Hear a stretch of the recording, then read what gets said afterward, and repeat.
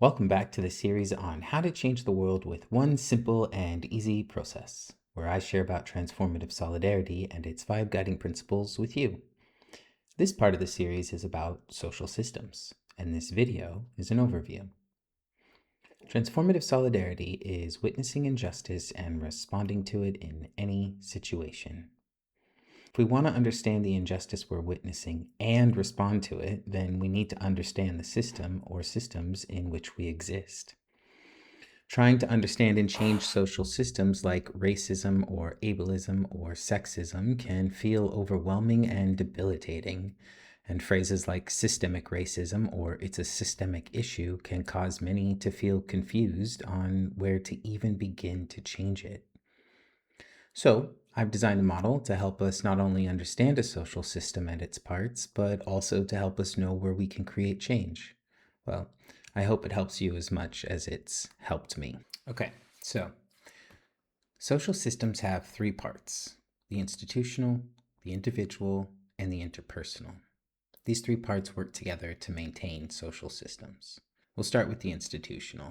Institutional refers to the institutions that govern society, or those that determine the rules and regulations of society, or how to be human, based on mostly identity classifications to tell us who and how we ought to be, or what is normal.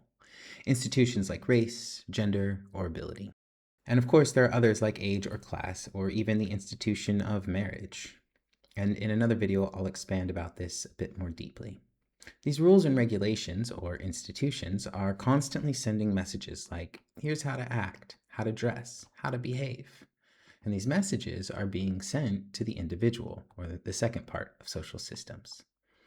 The individual is both about the self and the other, or what makes me, me, and what makes you, you.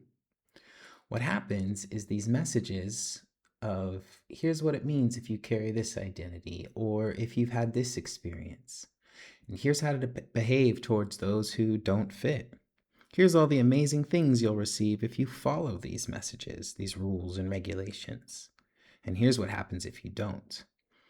All of these messages enter into our understanding of self and the other without much awareness, which then causes these messages to become stored as facts, or as that's just the way things are, which then leads them to become beliefs.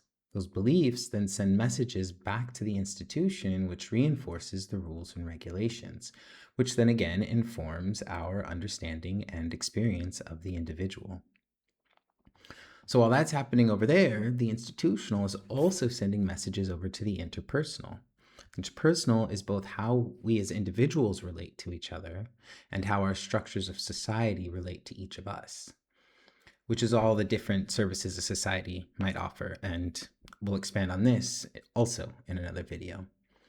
Now, as these messages come in from the institutional and weave their way through our relationships and interactions, those also become our beliefs in the same way as it happens with the individuals. And as that's happening, these messages, now beliefs, then reinforce the rules of the institutional. There's another thing happening as well.